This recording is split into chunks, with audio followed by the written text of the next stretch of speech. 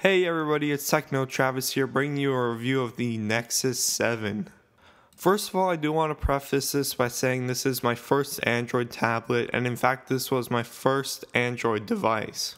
Now don't run away from the video yet, because I believe this gave me an advantage because I was able to look at the operating system with fresh eyes. First, let's take a look at the specs. As you may have guessed, it does have a 7-inch display. This baby is clocking a quad-core 1200 MHz ARM Cortex A9 processor, a ULP GeForce 416 MHz GPU, and get this, a 1 GHz processor. Those are pretty good specs, but now we'll go on to other details. The device is 7.81 by 4.78 by 0.41 inches and weighs 11.99 ounces or 340 grams.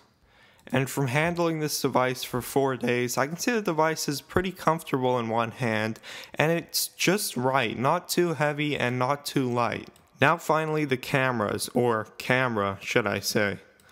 The device does not come with a rear-facing camera, which is a shame because I feel like this device could be so much better with a rear-facing camera.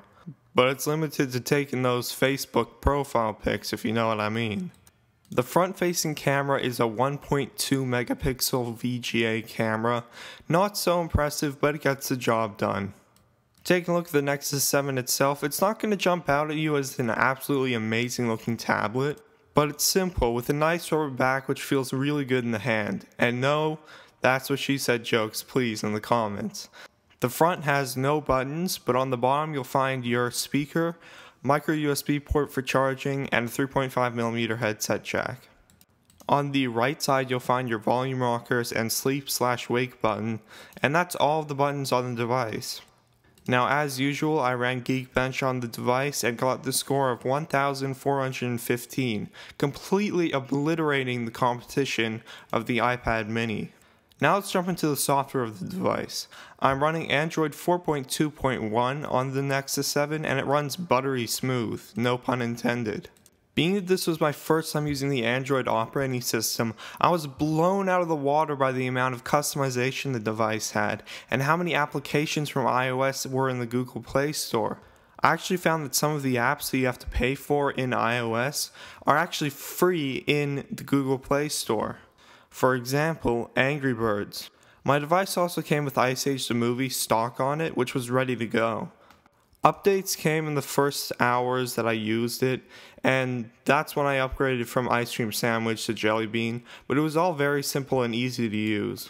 The stock YouTube application blew the iOS one out of the water, and the Chrome browser, I'm actually sad to say that I prefer it to the iOS Safari application. Of course, the device came preloaded with all of your Google applications like Google+, Google Maps, Gmail, YouTube, Google Earth, and so forth. And one of my favorite features was searching using voice.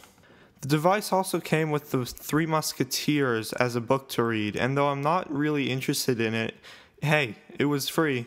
Music can be transferred using your computer, but I didn't do that because I use my iOS devices for that, but it is a nice touch.